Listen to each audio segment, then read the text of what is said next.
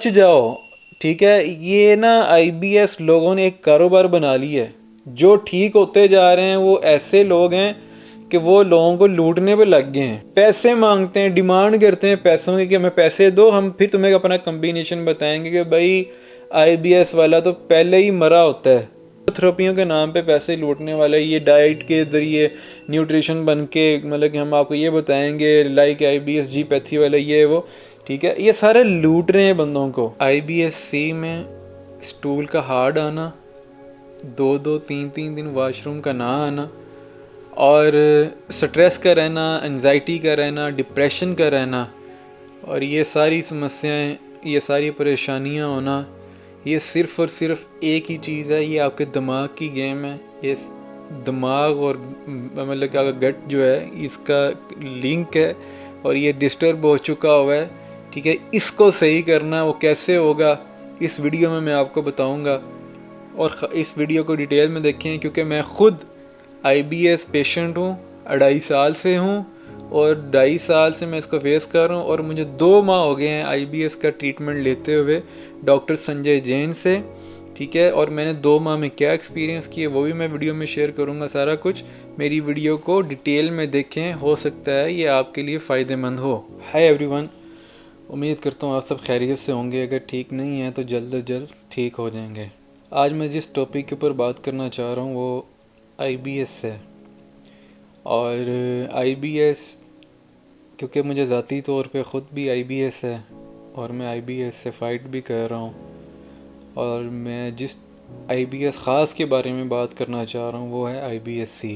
क्योंकि मुझे irritable bowel syndrome constipation है और तकरीबन ये मुझे 2.5 साल से है। बेसिकली आईबीएस 3 किस्म का होता है। एक आईबीएस डायरिया होता है, दूसरा आईबीएस मिक्स होता है, और तीसरे नंबर वाला आईबीएस सी कॉन्स्टिपेशन होता है। तो मुझे क्योंकि आईबीएस सी है, अब मैं सिर्फ आपसे अपनी जर्नी शेयर करना चाह रहा हूँ कि मेरी जर्नी कैसे रही, मुझे कैसे पता चला कि मुझे आईबीएस सी है, और इस सारी जर्नी में मुझे क्या क्या मुश्किलात आई, मैंने कहाँ कहाँ से ट्रीटमेंट लिया और कौन कौन सी परेशानियाँ आई। तो ये सारी चीज़ें मैं इस वीडियो में आपसे शेयर करूँगा। नंबर 1 के ऊपर ये मुझे कैसे स्टार्ट हुआ मैं ये आपको बताऊंगा, क्योंकि स्टार्ट में तो मुझे नहीं पता चला कि मुझे ये कैसे हुआ और इसने मुझे कैसे इफ़ेक्ट किया आके। लेकिन जब मैंने कुछ मंथ बाद मतलब कि रियलाइज़ किया, मैंने सोचा, तो मुझे समझ आई कि वाकई में ये चीज़ ने उस वक़्त मुझे इम्पेक्ट किया था। अब बात करता हूँ कि मैं तकरीबन आज से 2.5 साल पहले की, मैं घर से बाहर मतलब खाना खा के निकला तो मेरा दिल किया मतलब कि बनाना शेक को। तो मैं बनाना शेक पीने के लिए एक शॉप पे गया, तो मैंने वो शेक वहाँ से लिया। तो मैंने शेक पी के घर आया, तो मुझे घर आके मुझे थोड़ी सी बेचैनी से फ़ील हुई चेस्ट के अंदर। तो मैंने कहा शायद बेचैनी है, मतलब कि ये थोड़ी डिस्टर्बेंस है, स्टमक का थोड़ा कोई इशू बन रहा होगा, कि हो जाएगा ठीक। मुझे लाइफ में कभी उससे पहले ना स्टमक का इशू हुआ था, ना कोई चेस्ट में कोई प्रॉब्लम हुई थी, कुछ भी नहीं था। मतलब कि बीमारी के बारे में कभी ज़हन गया ही नहीं था उस तरफ। तो मेरी वो बेचैनी बढ़ती गई, तो मैंने कहा चलो मैं ना सो लेता हूँ, कुछ दिन आराम कर लेता हूँ। तो मैं जब आराम करने लगा तो मैंने आंखें बंद की, लेटा रहा, लेकिन नींद ना आई, वही बेचैनी दोबारा बार बार डिस्टर्ब कर रही थी मुझे। तो मैंने कहा कि चलो मैं बाहर जाके ना मेडिकल स्टोर से, कोई फार्मेसी से मैं जाके मेडिसिन ले लेता हूँ इस चीज़ की। जैसे ही मैं फार्मेसी पे गया तो वहाँ पे जाके मैंने उससे कहा कि आप मेरा ना ब्लड प्रेशर चेक करें। तो उन्होंने ब्लड प्रेशर मेरा चेक किया। मैंने लाइफ में पहली दफ़ा ब्लड प्रेशर भी चेक करवाया था तब। तो जब मैंने चेक करवाया तो मुझे मेरा जो ब्लड प्रेशर था 150 बाय बटा मतलब कि 100 के ऊपर था, जो कि एक नॉर्मल ब्लड प्रेशर नहीं था। तो उसने मुझे खैर मेडिसिन दी, मैंने मेडिसिन ली, तो मैं घर आया तो मैं वैसे ही सो गया। अच्छा, थोड़े अगले दिन मुझे मेरा जो ब्लड प्रेशर था वो लो था, मेरी हार्ट बीट जो थी ना वो नॉर्मल से तेज़ रहना शुरू हो गई थी, और दिल मेरा मतलब कि तेज़ तेज़ धड़कता रहता था, सांस चढ़ता रहता था मुझे। तो मुझे ये सारी चीज़ें होती रहीं, मुझे कभी बीपी बढ़ जाता, कभी मेरा बीपी डाउन हो जाता। मतलब कि मॉर्निंग में तेज़ रहना, इवनिंग में तबीयत नडाल हो जानी, सुस्त हो जाना, मेरी सारी इस तरह होता रहा। तो रात को बीपी मेरा डाउन हो जाता था। अच्छा, इसके साथ साथ एक दफ़ा ऐसे हुआ कि मैं अपनी फैमिली के साथ आउट ऑफ सिटी गया, तो मैं वहाँ पे फंक्शन पे मैं खाना खाया। मैं ये बात आपको बता रहा हूँ इसलिए कि ये मेरा एक्सपीरियंस था और ये आपको लाइफ की एक पूरी जर्नी में बता रहा हूँ ताकि आप लोगों को पता हो कि ये चीज़ स्टार्ट में कैसे आपको इफ़ेक्ट करती है। अब मैं मतलब कि वो सफ़र में था, तो मैंने ना वहाँ से खाना खा लिया। अब खाना खा के तबीयत तो मेरी कुछ दिनों पहले ख़राब थी, लेकिन मेरे दिमाग में नहीं था कि ये इतनी बड़ी मतलब मेरे लिए परेशानी बनेगी कुछ ही दिनों बाद। तो मैंने खाना खाया, खाना खा के मैं ना मतलब कि चल पड़ा। तो मतलब वापस अपने सिटी की तरफ, घर की तरफ आ रहे थे, तो रास्ते में मेरे ना स्टमक में पेन शुरू हो गई। वो पेन इतनी सवेयर किस्म की थी कि मेरा दिल कह रहा था कि जो मैंने कुछ खाया पिया है ना, मैं अपने मुंह से स्टमक के अंदर हाथ डालूं और मैं निकाल के सारा कुछ ना बाहर फेंक दूं। मैं रोता रहा, बड़ा मैं मतलब कि रोया। फिर रास्ते में क्या हुआ कि मतलब कि मुझे यूँ फील हुआ कि जैसे ना मुझे वाशरूम आ रहा है। तो मैंने रिक्वेस्ट की कि मुझे ना वाशरूम आ रहा है, तो मुझे वाशरूम करने के लिए ना गाड़ी को रोको। तो मैं रुका, तो मैं वाशरूम में गया, तो मुझे ना जैसे लाइक डायरिया वाशरूम आता जाए तो मोशन हो जाते हैं, वैसे मुझे वाशरूम आया। तो जब वाशरूम मतलब कि आया, तो जो जैसा मैंने खाया था ना एज इट इज़ ही वैसे ही वो स्टूल मतलब के पास हुआ। पतला सा स्टूल था। आप सोच रहे होंगे मैं कैसी बात कह रहा हूँ। ये मैं बात आपको इसलिए कह रहा हूँ कि ताकि आपको पता हो, ठीक है, कि मतलब कि मैंने किस किस परेशानी को फेस किया और मेरी इस पूरी जर्नी में क्या क्या चीज़ थी जो मुझे अफेक्ट की। कुछ चीज़ें मेरे अभी जहन में नहीं है, वो आएंगी मेरे जहन में, मैं उन टॉपिक्स के ऊपर एक अलग से वीडियो बना दूंगा। तो मैं बात ये कह रहा था कि फिर मैं खैर घर आया। उस रास्ते में मैंने 2 या 3 दफ़ा वाशरूम मतलब कि मैंने रास्ते में किया। घर आया तो घर आके मेरा रंग जर्द पड़ गया, पीला रंग हो गया मेरा। तो जिसमें मेरा कांपने लग गया, मतलब कमज़ोरी के साथ सर्दी लगे मुझे।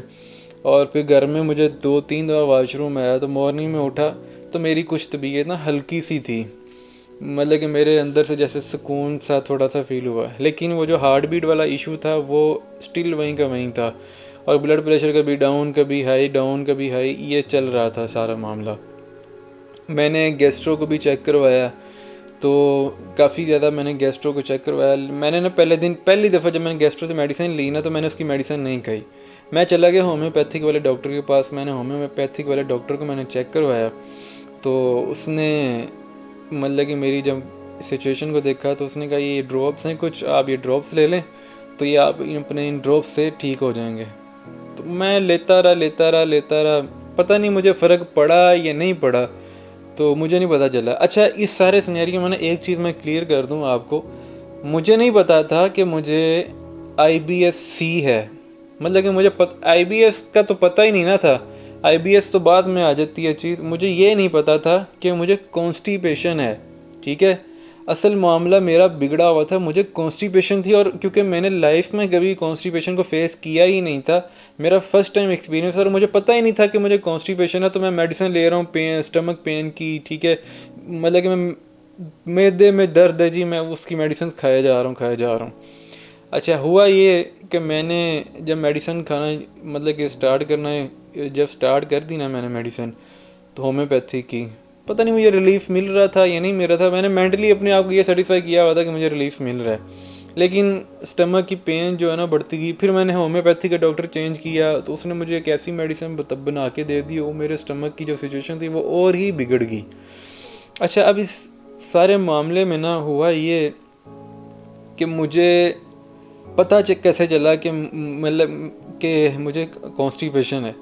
मैं गया लाहौर डॉक्टर पे। हमारे ना पाकिस्तान में लाहौर मतलब कि अच्छा शहर माना जाता है, अच्छा सिटी माना जाता है, जहाँ पे डॉक्टर्स की ऑप्शन ज़्यादा है। तो वहाँ पे हमारे एक बहुत पॉपुलर मतलब कि हॉस्पिटल, डॉक्टर हॉस्पिटल, में वहाँ पे चला गया ट्रीटमेंट अपना ले रहे। अब इस सारी जर्नी में ना मैं वीक होता जा रहा था, मेरी बॉडी वीक हो रही थी। और एक चीज़ मैं ऐड करता चलूँ इसमें कि मुझे सबसे ज़्यादा जिस चीज़ ने डिस्टर्ब किया था ना, वो था डिप्रेशन, और वो थी एंजाइटी और स्ट्रेस ने। मुझे फेयर ऑफ हार्ट अटैक और फेयर ऑफ डेथ बहुत रहता था। मुझे यही होता था कि हर सेकंड के अगले मिनट मेरी डेथ हो जाएगी, अगले मिनट मेरी डेथ हो जाएगी, मुझे हार्ट अटैक आ जाएगा। मेरा जो माइंड था ना वो हर वक्त लगा रहता था मेरे दिल की तरफ कि मुझे हार्ट अटैक हो जाएगा। और मेरे पास काफ़ी ज़्यादा फाइल्स भी हैं, मतलब कि डॉक्टर्स की पड़ी हुई। मैंने कुछ 13-14 दफ़ा रात के 2-2 3-3 बजे तक मैं जाके डॉक्टर्स के क्लिनिक के बैठा रहता था, सिर्फ इसलिए कि मुझे वो चेक कर ले कि मुझे कुछ हो जाए तो यहीं हो, ताकि मुझे डॉक्टर फौरी जल्दी से कवर कर ले। अच्छा, अब ये सारा सिनेरियो मैं बता रहा था कि मैं डॉक्टर हॉस्पिटल गया तो मैंने उसको चेक करवाया। मैंने उसको बोला कि डॉक्टर साहब मेरे इस ना स्टमक में मतलब कि है, मतलब मुझे कुछ चीज़ डाइजेस्ट नहीं होती, तो आप ना मुझे दे दे, जब भी मैं कुछ खा लेता हूँ तो मुझे दर्द रहती है स्टमक के अंदर। उसने मेडिसिन दी, उसने कहा कि आप 1 माह मेडिसिन लें, उसके बाद मेरे पास फिर आइएगा। मैंने 1 माह मेडिसिन ली, मुझे ना फ़र्क नहीं पड़ा।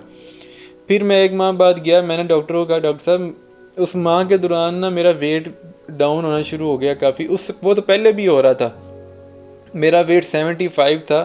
तो जब सेकंड टाइम मैं उस डॉक्टर के पास गया तो डॉक्टर ने कहा कि मैंने अपना वेट चेक किया वहाँ पे, तो मेरा वेट 62 के ऊपर चला गया हुआ था। अच्छा, मेरा वेट 62-61 पे था। तो मैंने डॉक्टर को कहा, मैंने डॉक्टर साहब मेरा ना वेट नहीं स्टेबल हो रहा, मेरा वेट डाउन हो जा रहा है डेली डेली, ठीक है, डे बाई डे मेरा वो वेट गिर रहा है, तो आप ये क्या प्रॉब्लम है मुझे ये बता दें काइंडली। उन्होंने कहा हम आपका एक टेस्ट करवाते हैं, स्टूल फॉर अकल्ड ब्लड करके था उसका टेस्ट का नेम था। आपके मतलब कि जो लोग सुन रहे हैं कि वो इस टेस्ट को पता नहीं किस नाम से मतलब कि सोच लेते हैं, तो अच्छा वो स्टूल का टेस्ट था। जब मैंने जाके लैब में पता किया कि ये किस चीज़ का होता है, मतलब कि टेस्ट किस चीज़ का होता है, तो उन्होंने बताया कि ये स्टूल में हिडन ब्लीडिंग को मतलब कि चेक किया जाता है। मैंने टेस्ट करवाया, तो टेस्ट करवा के जब मैं अगले रिपोर्ट आई मेरी, तो मेरी वो रिपोर्ट जब डॉक्टर ने चेक की तो उन्होंने कहा आपकी रिपोर्ट तो पॉजिटिव आई है, तो ये आपका मतलब कि ये कोलोनोस्कोपी और मतलब कि एंडोस्कोपी मस्ट हो गई है। मैं परेशान हो गया बहुत ज़्यादा कि यार ये अब क्या मतलब कि नया मामला बीच में आ गया। तो खैर मैं वापस आया, मैंने फिर गए वापस आके एक होम्योपैथी से ट्रीटमेंट लेना शुरू किया। मैंने उससे मशवरा किया कि मुझे डॉक्टर ने ऐसे बोला है एंडोस्कोपी कोलोनोस्कोपी का, तो उसने कहा ना ना ना ख़बरदार कभी भी नहीं आपने ये करवाना, ठीक है, तो कुछ भी ऐसा वैसा काम आपने नहीं करवाना, आप मेरी मेडिसिन लो ठीक हो जाओगे। लेकिन मैं उसकी मेडिसिन से ठीक ना हो पाया। अच्छा, अब इस सारे सिनेरियो में मुझे अभी तक ये नहीं पता था कि मुझे कॉन्स्टिपेशन है, ठीक है, मुझे अभी भी नहीं पता था। खैर डॉक्टर ने मुझे कुछ साशे दिए, मैंने खैर मशवरा किया पहले फैमिली में 1-2 लोगों से कि यार मुझे करवानी चाहिए। सारे पहले मना करते रहे, लेकिन मेरे जहन में वो एक वहम था, वो मैंने कहा कि चलो अब मैं निकाल ही लूँ, वो मुझे सुकून नहीं आ रहा था। तो मैंने डिसीजन लिया कि हाँ मैं कोलोनोस्कोपी और एंडोस्कोपी के लिए मूव करूँगा। मैंने डिसीजन लिया, मैं चला गया एंडोस्कोपी और कोलोनोस्कोपी करवाने।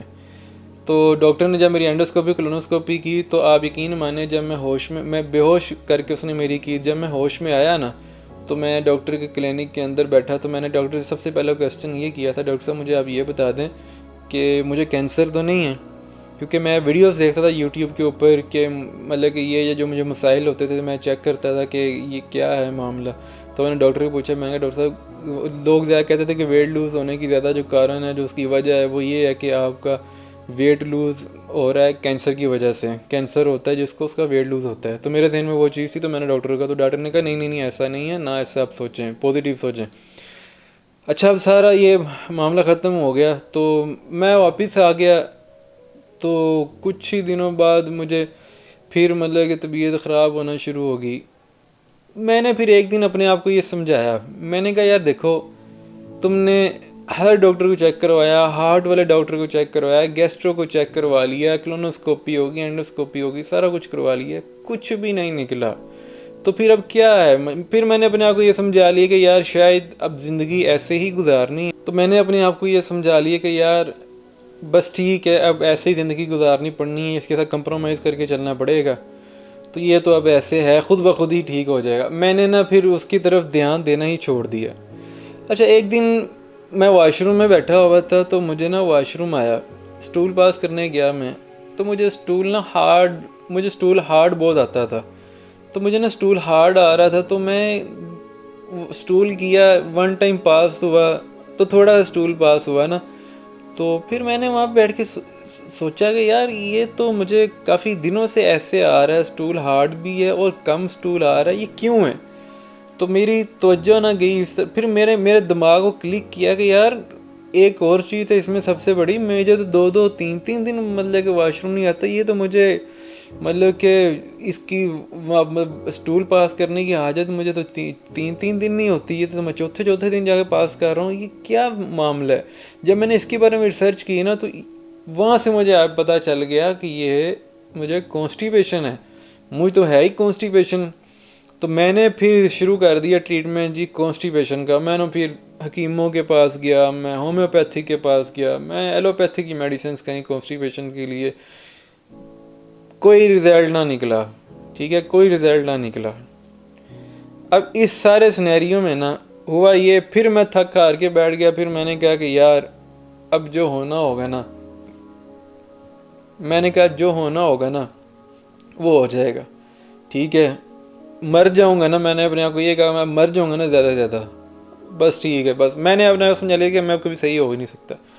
मैंने एक हकीम की मेडिसिन खाई, वो काम मेरा और ही ख़राब हो गया। ठीक है, वो ठीक होने की बजाय मेरा काम और ख़राब हो गया।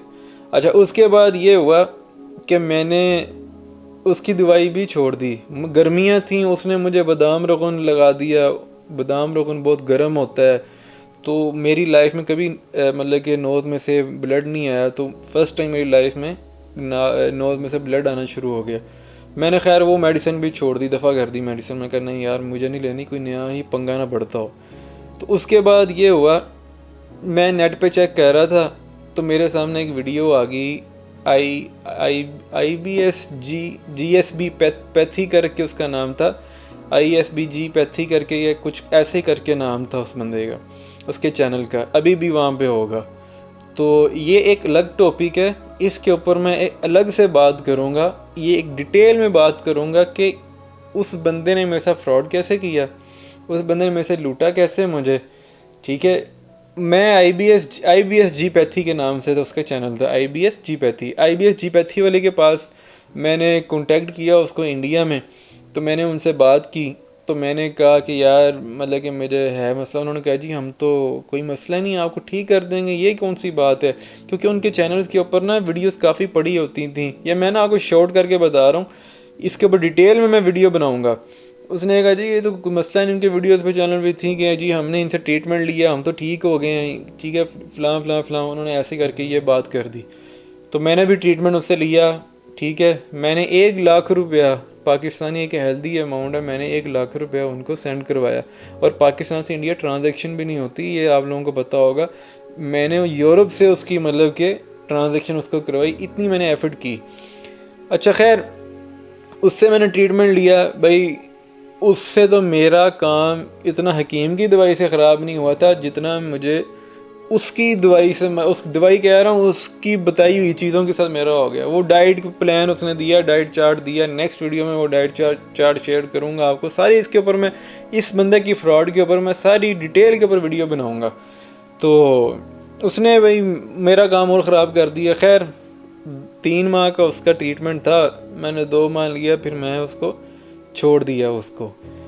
फिर आया जी मेरे सामने हर्ष के नाम से एक चैनल था, वो बंदा मेरे सामने आया। उसने भी मुझे लूटने की कोशिश की। उसने भी मेरे से 1 लाख रुपए की डिमांड की। ठीक है कि 1 लाख रुपया दे दो, हम आपका ट्रीटमेंट करेंगे। एक और चैनल था IBS वेल सेंटर के नाम से कुछ था, वो एनक ग्लासेस लगा के वो बंदा वीडियोस बनाता है। उससे मेरी व्हाट्सएप पे बात हुई। उसने कहा जी आप भी मुझे पेमेंट्स भेजें तो मैं आपको मतलब कि ऑनलाइन आपका ट्रीटमेंट लूँगा। ये न्यूरोथेरेपी का मसला है। न्यूरोथेरेपी आपकी जो नाभि जो है ना, ये हिलगी हुई है। हमारे नाफ बोलते हैं इंडिया में, मोस्टली इसको नाभि बोलते हैं कि आपकी नाभि हिल चुकी हुई है। ये आपको मैं कुछ योगा बताऊंगा, ठीक है, कुछ डाइट बताऊंगा, तो ये तो आप ठीक हो जाएगा और IBS क्योर हो जाएगा आपका कुछ ही दिनों के अंदर। मैंने कहा ठीक है। अच्छा, मैं थक हार गया ना, जब थक हार गया तो एक दिन मैं मॉर्निंग में उठा तो मैंने YouTube ओपन की तो मेरे सामने एक वीडियो आई। उस वीडियो का टाइटल ये था, first part of stool hard करके, इस तरह का कुछ टाइटल था। वो जो मुझे स्टूल हार्ड आता था ना, वो जो टाइटल था ना फर्स्ट पार्ट ऑफ मतलब कि स्टूल हार्ड वाला, तो मैंने जब उसको क्लिक किया ना, फौरी मैंने क्लिक किया, मैंने उसकी वीडियो देखी। तो आगे जो बंदा था, मास्क उसने लगाया हुआ था चेहरे के ऊपर, विशाल भैया की मैं बात कर रहा हूँ। तो विशाल भैया की जब मैं वीडियो देखना शुरू की ना, तो वो जो बात कह रहे थे, जो वो अपनी परेशानियों को, जो उनकी मुश्किलात उन्होंने फेस की ड्यूरिंग IBS, जो वो सिम्टम्स बता रहे थे, as it is same to same वो मेरे सिम्टम्स है। क्या सिम्टम थे कि मतलब कि स्टूल का हार्ड आना, 2-2, 3-3 दिन, 4-4 दिन स्टूल का ना आना, ठीक है, और अगर आना भी तो बहुत कम आना, डिप्रेशन रहना, एंजाइटी रहना, स्ट्रेस रहना, कुछ भी खाने को दिल ना करना और किसी भी काम की तरफ दिल ना लगना, ठीक है, मतलब वेट लूज़ हो जाना, ईच एंड एवरीथिंग वो जो डिस्कस कर रहे थे ना अपनी वीडियो के अंदर, वो सारी मुझे यूँ लगा कि जैसे विशाल भाई मेरी ही स्टोरी मुझे सुना रहे हैं। लेकिन मैं अब इस इंतज़ार में था, उनकी वीडियो काफ़ी लंबी थी, मैंने वो पूरी वीडियो वॉच की सिर्फ इस इंतज़ार के अंदर मुझे विशाल भाई अब वीडियो में ये बता दें कि ये मसला है क्या।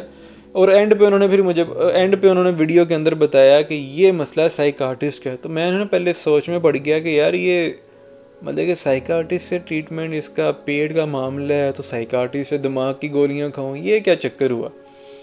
खैर उन्होंने ना अपनी कुछ मेडिसिन जो उनका कम्बिनेशन था ना वो उन्होंने छोड़ा हुआ था वहाँ पे। मैंने उनका कम्बिनेशन लिया वहाँ से और हमारी फार्मेसी पे गया तो मैंने उनका कम्बिनेशन मैंने ले लिया। अच्छा, उनके कम्बिनेशन में ना नशा बहुत ज़्यादा था, ठीक है, मैं लेता रहा, 15-20 दिन मैंने उनकी ली। अच्छा, उनके नशा तो ज़रूर था, लेकिन उस मेडिसिन से मुझे ये समझ आ गई कि यार ट्रीटमेंट यही है। मुझे ना मतलब कि मुझे ना 3 या 4 दिन बाद रिज़ल्ट शुरू हो गया था उसका आना। वो कैसे हुआ था कि मुझे यूँ लग रहा था जैसे ना मेरे वज़न के अंदर, मेरी बॉडी के अंदर ना कुछ फुलावट आ रही है, कुछ फूल रहा है मेरा बॉडी ना, तो मतलब कि जैसे भर रहा है। तो बड़ी दिनों बाद मेरा खाना खाने का दिल करने लगा, तो मैंने ये चीज़ें सारी मतलब कि हुई। फिर ये हुआ, मैंने वो ट्रीटमेंट उनका छोड़ दिया क्योंकि वो नशा बहुत ज़्यादा था, मेरे सर्वाइव नहीं हो पा रहा था। फिर मैं कुछ दिनों के लिए आउट ऑफ कंट्री चला गया, फिर मैं वापस आया। लेकिन मुझे एक चीज़ का पता था कि ये ट्रीटमेंट मेरा अब मतलब कि IBS का जो है ना, ये साइकार्टिस्ट के थ्रू ही है, ठीक है, इसका कोई इलाज ही नहीं है। मैंने फिर इसके ऊपर रिसर्च की, तो सर्च करते करते ना डॉक्टर संजय जैन, जिनका वीडियो के अंदर नाम लिया था विशाल भाई ने, डॉक्टर संजय जैन की वीडियो आ गई मेरे सामने, जिसमें उन्होंने बड़ी अच्छी बात की कि ये होता ऐसे है कि इंसान को ज़िंदगी में कभी स्ट्रेस आ जाता है, या कोई इंसान ज़्यादा इमोशनल होता है, या कोई ज़्यादा सोचने वाला पर्सनैलिटी जिसकी है, ठीक है, या कोई डिप्रेशन हो या एंजाइटी हो, तो उससे ये होता है कि आपका माइंड और आपका दिमाग और आपकी जो मतलब के आंतें हैं, इनका कनेक्शन आपस में बिल्कुल कट हो जाता है, ठीक है। और ये मतलब कि आंतें जब स्टूल मतलब अंदर बनता है तो आंतें आपकी पानी उनका सोंकने लग जाती हैं, मतलब कि चूसने लग जाती हैं, वो जज्ब हो जाता है पानी सारा उनके अंदर ही। और जो स्टूल इतना हार्ड हो जाता है कि स्टूल को मूव करने के लिए मतलब कि जो लुब्रिकेशन चाहिए होती है वो होती ही नहीं है, ठीक है, तो वो सॉफ्ट ही नहीं होता, स्टूल हार्ड होता है, वो मूव ही नहीं कर पाता आगे। तो खैर मुझे क्लिक कर गया। अच्छा, अब मैं डॉक्टर संजय जैन से रब्ता नहीं कर पाया। फिर मैंने किसी भाई ने ना विशाल भाई की वीडियो के नीचे कमेंट दिए, मैं डॉक्टर संजय जैन का नंबर शेयर किया हुआ था, तो मैंने डॉक्टर संजय जैन का नंबर लिया, तो मैंने उनको फौरी कॉल की। मैंने जब डॉक्टर संजय जैन को कॉल की तो उनके आगे PA ने उठाई, तो उसने कहा कि इतनी फ़ीस लगेगी तो आप मतलब कि ट्रीटमेंट लें। तो मैंने कहा यार मुझे ये बताओ कि उन्होंने मेरे से 1100 फ़ीस डिमांड की, जो उनका हक है, ठीक है। तो मैंने कहा कि मुझे ये बताओ मैं फ़ीस ट्रांसफ़र कैसे करूं तुम्हें यहाँ से। उसने मुझे पेटीएम का बार कोड दिया, मेरे पास पेटीएम नहीं था, यहाँ पे पाकिस्तान में नहीं है। तो खैर मैंने उन्हें कहा यार जैसा भी है ना, डॉक्टर साहब को एक दफ़ा मेरा मैसेज दे दो कि मुझे डॉक्टर साहब से बात करनी है, मेरा उनसे बात करना बहुत ज़रूरी है, मैं बड़ा परेशान हूँ। तो उसने खैर डॉक्टर साहब से जाकर बात की, तो डॉक्टर साहब ने आगे से मैसेज भी जो है कि हम आपको फ्री चेक करेंगे। मैं ये कहता हूँ कि डॉक्टर साहब ने ना इंडिया पाकिस्तान को देखा, ना उन्होंने मज़हब को देखा, ना धर्म को देखा, उन्होंने इंसानियत को देखा। यकीन माने मैं बड़ा इम्प्रेस हुआ और मेरी माइंड में जो एक चीज़ गलत थी वो उन्होंने निकाल दी। मैं बस ये कहना चाहूँगा कि हर मज़हब में, हर धर्म में अच्छे लोग पाए जाते हैं जो इंसानियत का दर्द समझने वाले होते हैं। तो उन्होंने मुझे मेरी बात को सुना, उन्होंने मुझे पूछा कि हाँ भाई बताओ तुम्हें क्या समस्या है, तुम्हें क्या क्या प्रॉब्लम है। मैंने उन्हें बताया कि मुझे डॉक्टर साहब ये 2-2 3-3 या 4-4 दिन वॉशरूम नहीं आता, मुझे नींद सही से नहीं आती, मेरा दिमाग सोया होता हूँ तो दिमाग मेरा जाग रहा होता है। तो उन्होंने फिर खैर जब मैंने सारे सिम्टम्स उनको अपने बताए तो उन्होंने कहा हाँ भाई तुम्हें IBS ही है, तुम्हें भी सही करते हैं हम। मैंने कहा मैंने आपकी काफ़ी वीडियो, कहते हैं हाँ सारी वीडियोस, मतलब कि मैंने कहा आपकी मैंने काफ़ी वीडियोस देखी, कहते हैं हाँ काफ़ी आते हैं मेरे पास, तो हम तुम्हें भी सही करते हैं, हो जाएगा सही, कोई परेशानी वाली बात नहीं, कोई समस्या नहीं है। तो खैर मैंने उनसे ट्रीटमेंट लिया और मैं आपको ये बताऊँ, मुझे आज 2 माह हो चुके हुए डॉक्टर संजय जैन का ट्रीटमेंट लेते हुए, ठीक है।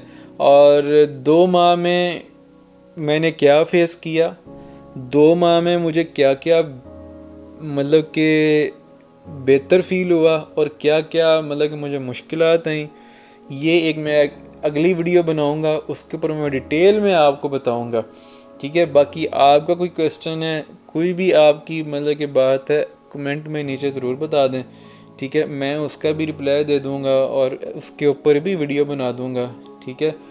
तो मैं बता रहा था कि मतलब कि मुझे डॉक्टर ने ये जब मैंने मेडिसिन ली तो बस मैं आखिर में ये बात बताऊंगा कि उनकी मेडिसिन से डॉक्टर की, मेरा वेट जब मैंने स्टार्ट की थी अराउंड अबाउट मेरा 63.5 करके मेरा वेट था।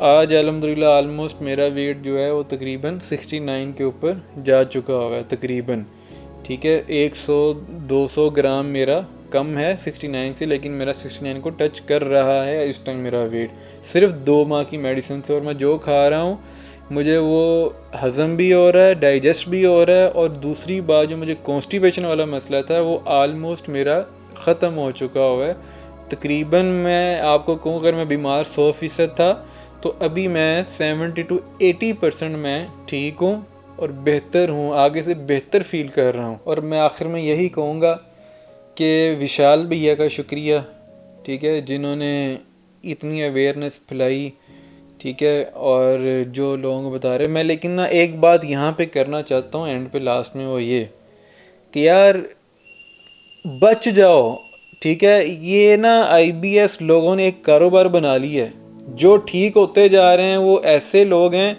कि वो लोगों को लूटने पे लग गए हैं, ठीक है। मतलब कि अपना एक्सपीरियंस शेयर करना है, अपना एक्सपीरियंस शेयर करने में आपको क्या दिक्कत है।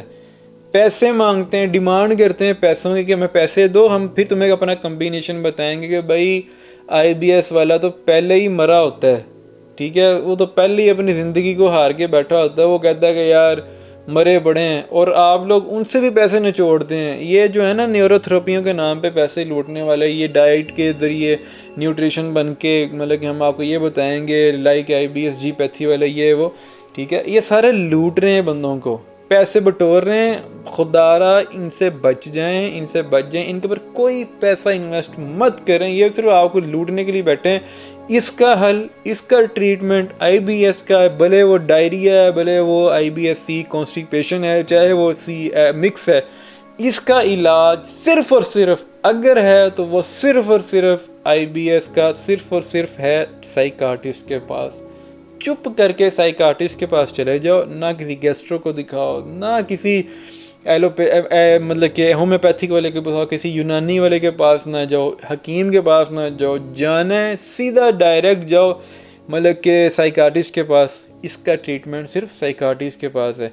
बाकी कोई भी आपका क्वेश्चन है, कोई भी बात है, मेरी ये पहली वीडियो है, कोई कमी कुताही हो उसका भी बता देना। कोई क्वेश्चन इसके रिलेटेड हो IBS के, मैं आया हूँ यहाँ पे, मैंने तब सोचा था जब मैं इस बीमारी से फ़ाइट कर रहा था, अभी मैं फ़ाइट कर रहा हूँ। मुझे उम्मीद है इंशाल्लाह अल्लाह के यहाँ कि मैं इससे निकल जाऊँगा और बहुत जल्द निकल जाऊँगा। लेकिन मैंने जब मैं बीमार था, मैं तब एक बात अपने घर वालों को भी कहा करता था, मैं सबको कहा करता था, अपने आप से ख़ास तौर पे कहा करता था कि मैं इसमें जिस दिन निकला ना, मैं लोगों के लिए काम करूँगा, और जो जो इस समस्या में है, जो इस परेशानी में है, मैं उनको निकालूँगा, ठीक है। उनकी फ्री में हेल्प करूँगा, कोई पैसा पूसे वाली बात नहीं है। जो भी मतलब कि मेरी वीडियो आपने देखी, कोई क्वेश्चन इसकी कोई चीज़ मैंने छोड़ दी है, कमी है, जो भी वीडियो हो तो मुझे बताइएगा, मैं कमेंट में आपके रिप्लाई भी कर दूंगा, उसके ऊपर वीडियो भी बना दूंगा। तो मैं उम्मीद करता हूँ कि आप लोग जो नहीं ठीक हैं वो जल्द से जल्द ठीक हो जाएंगे। जो अभी तक भटक रहे हैं इधर उधर कहीं मत भटको, डायरेक्ट कोई अच्छा साइकार्टिस्ट पकड़ो, उससे अपना ट्रीटमेंट लो, खुद ब खुद ठीक हो जाओगे।